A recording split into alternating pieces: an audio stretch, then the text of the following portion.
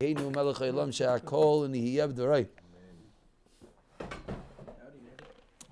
Okay.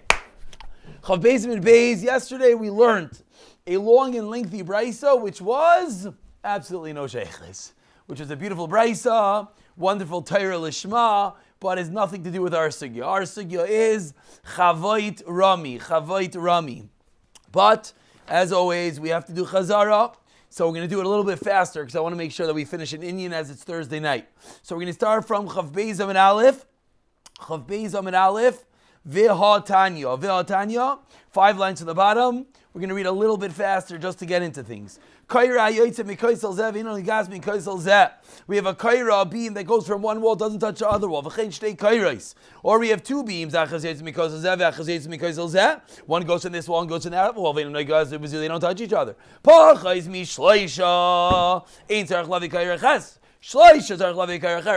Because 3 is lavud. Comes along Rashi back, as we flip over to Chav Beis Amid Beis. Pachas me araba in Sarach Lavi Kaira Cheres. Araba, Sarach Lavi Kaira Cheres. Why? Because the Shimon Gamliel holds what is lavud? 4 tfachim. V'chein shnei kairos hamat ima is 2 twin beams right next door to each other. Lo bezuk de lekabel riach. This was not strong enough to hold the brick. This was not strong enough to hold the brick. If it could hold the brick in the width, Roichav tefach of a tefach ein tzarich lavi kaira cheres. V'im lav tzarich lavi kaira cheres. Rashba goimer. And the Ritva speaks out the point that everyone was asking. People asked it yesterday. Sully Stern sent to the message today. According to Shimon Gamliel, it should be 4 tefachim. Says the Ritva, this has nothing to do with lavud. This is a different Rav Shimon ben Gamliel. Rav Shimon Gamliel here is saying you side in strength of beam in Erevin. Nothing to do with lavud. Now, what is the reason for this? Din of Shimon Gamliel. We'll have to get to Erevin one day and learn. Shimon Gamliel Aimer in the Kabbalah Sarech La Arkai to the length of Shleisha Tvachim Eizar Levi Karacharis and Nazar Levi Karacharis. That was called a very quick chazar. Now we get into new Gemara. This is why we brought this down. If anyone remembers, in the middle of a sugya called Chavot Rami. If anyone remembers where we got into this sugya, it's because we had a machlekes Abaya and Rava as to the din of Shmuel in the staggered schach. You just missed your shout out. Can you believe it? You missed this shout out. It's okay, you got it in a recording. You listen to it later, make sure. Says Abaye and Rava were arguing in this staggered tzchach. It's important to remember this, because in a moment we're going to get a full circle in a moment. So let's remember where we're holding. Shmuel said the din of the Mishnah is a staggered tzchach. Shmuel said the reish of our Mishnah is 2 cases. Even though there's not really enough shade, I hope what I'm saying actually rings some bells, but because we view the top as it falls down, it's as if it's enough shade. Where did Shmuel get this din? Was a machlekes Abaya and Rava. Abaya said it's within 3 lavud. Rava said no, even if it's not within 3. How does it work? Chavot Rami. Because each one is a tefach thick, the space is a tefach thick, boom, it falls down and closes the gap. We're in the middle of asking a question on this din. You said that Chavot Rami is if only is tefach, but we're about to see this Mishnah on Erevin that we're going to say Chavot Rami even if it's not a tefach. Now that we know where we're driving, now let's get there. Haya achas. Hayu. We're 10 lines down. The first one of the line is Hayu.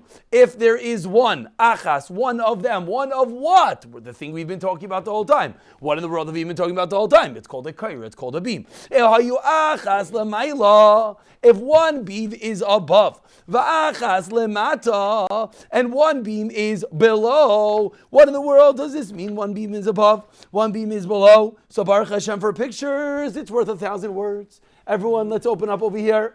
And as you see, you have 2 beams. One is high and one is low. Very simple. One is high and one is low. Now, you all know that once the beam goes wall to wall, it should be enough. So what potentially could be the issue? Who could think, what could be the issue over here? Look, you see the beams are very thin, very good. The beams are very thin. They're not really strong enough to hold a brick like you need. So you have 2 weak beams, one up high and one down low. So let's just conceptualize what's the Gemara going to do. Let's anticipate. What's it going to do? It's going to say, even though one is weak and one is weak, but let it fall down very good together, Chevot Rami, and then it's going to work. So if the Bryce is about to say one beam up high and one beam down low, and we're going to allow it to fall down even though it's not a tefach, that's going to be our kasha. Now let's the Gemara speak it out. If one is above and one is below. Rav Yosi, Rav Yehuda Omer. I feel like my mic is getting destroyed. Apologies. It's probably been very staticky. Reis Rav Yehuda Omer. Royin ha'el yoina. We view Royin, Royat to see. Royin, we view ha'el yoina. The top one, Keilu. As if he lemata, it's below. And the bottom one, kilu, as if he lemal, it's above. Ubilvad, but provided sheloi teheyel yoina, that the top one should not be lemala higher me esrim ama, 20 amas. Why can't the top one be higher than esrim ama? So you're all thinking because the sukkah is possible with Esther Mama. You're right, but this has nothing to do with the sukkah. We're in a mavli right now, but it's the exact same din. The kaira cannot be higher than 20 amos. Why not? So we'll just say because you don't see it higher than 20 amos, whether what I just said is accurate or not. Again, one day we'll get to Eruvin and we'll figure it out. But for now, that's an easy way to explain it. So if one says, Rav Yosi, Rav Yehuda, we view the top that it's below, the bottom that it's up top, and they meet in the middle. As long as the top one is not higher than 20 amos, ve'hatachtoina, and the bottom one, lamata me'asara, cannot be below 10 tfachim. What is 10 tfachim? Again, that is another din. Rashi here says why? Because you can't have a mechitza less than 10 tefachim. Now, these are Eruvin concepts that we don't really need to know right now, so let's just hold the idea. So again, what did Rav Yosi, Rav Yehuda say? We have two beams, one up high, one below. Says Rav Yosi, Rav Yehuda, we go like this, and they equal each other as long as what? One's not way too high and one's not way too low. Okay, so far so good. Let's keep on reading. Wasn't that always if they were like not exactly next to, like kind of one? That's true. That's true. But now we have a new case. It didn't say if they were like correct. Now we have a new case. Now we're going to get there. Let's go. We're in the middle of driving. Let's keep on going. So now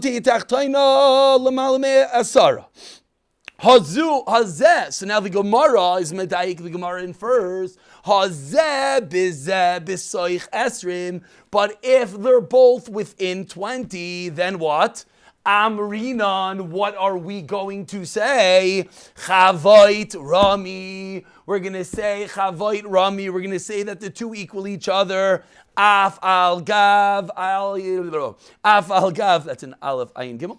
Af al gav, even though, the less be tefach, question mark. That was a very, very long question for those that have been counting. That's about a 20-line question, a massive brisa driving to one simple point. If I have two beams, one up here, one down here, said the brisa, we allow them to equal each other. Did the brisa mention anything about its width? No, that's the kasha. It seems that we're going to say Chevot Rami even though it's not wide. And the whole premise that we started with in Rava on Amud Aleph was we only say Chevot Rami if it is a tefach.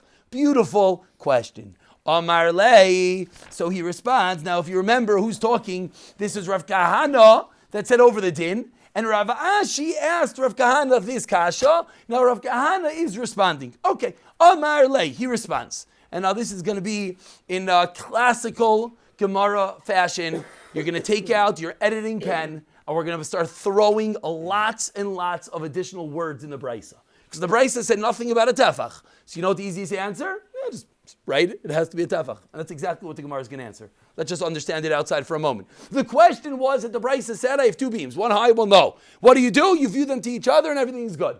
Doesn't say anything about a tefach.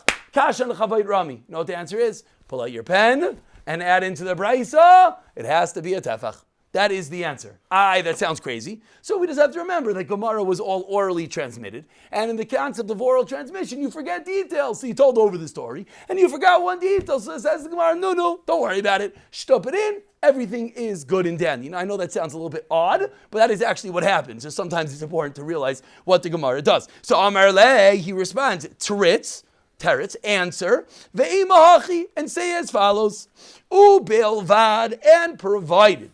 It's going to add in a few other details as well. So far, so good. So far, so good. The top one can't be above 20, it has to be within 20. On the bottom one, smucha. This is the first way to answer it, not to make the beam wide, but bipachais me shleisha, pachas me shleisha, pachas me shleisha. Why?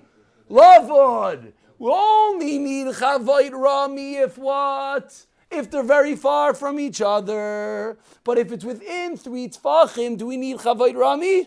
No, because you have Lavod. So the first answer is, I'm sorry, I jumped, I messed up everyone's brain. I'm just trying to conceptualize what the Gemara was going to do. But the first answer is what? Throw one, you know what we're going to throw in? That it's within 3 tfachim. Lavud, beautiful. Inami, a second answer. Inami, or else, second answer. Bilvad, shaloi teitachtoina, lemala me'asara. The lemata, thank you. The bottom one cannot be. The bad Rebbe joke was, I was testing you. No, I wasn't. I just read the word wrong. No, I didn't read the word wrong. If I read lamata as lamala, then I have serious issues. I just didn't read. I made it up.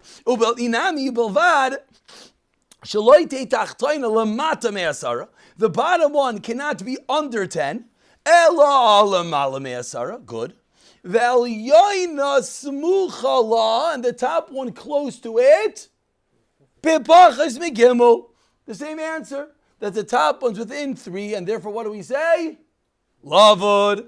Avol shleisha. But if it would be 3, even the less tefach, since it's not a tefach, we're adding all these words in. We're still having your editing pen out. We're still editing the brisa. And we're saying the brisa, we have to add in 2 details and a third detail. The 2 details are either make the top one under 20 and the bottom one within 3, or the bottom one above 10 and the top one within 3, or avol, if it's 3 away, then what? It's no good. Why? Because it's not a tefach. Kivan the less beit tefach lo yamrina Chevot Rami, which would mean. Why do we have to add so many things? Why don't we just? We're bringing in our lovod. Why don't we just? If you're adding already. If you're adding already, yeah. Good. That's always the question. It's always a difficult question, and let's leave it. It could be Taisus slightly deals with this point, but yeah, it's always true. Whenever we're pulling out the editing pen, what do we add? True. But now let's speak outside the teretz because it's getting late. We did do a lot of reading, but it's really one simple question with one simple answer. And really, the beauty of this answer is it really pulls us all the way back full circle. The machlekes Abaye and Rava. Let's remind ourselves. What was machlekes Abaye and Rava? In Shmuel. What was Shmuel? The staggered schach.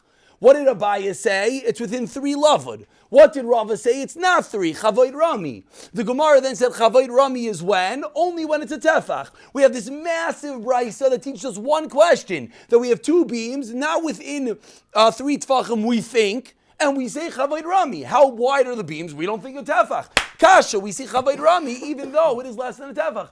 Answers the Gemara really one of 3 ways.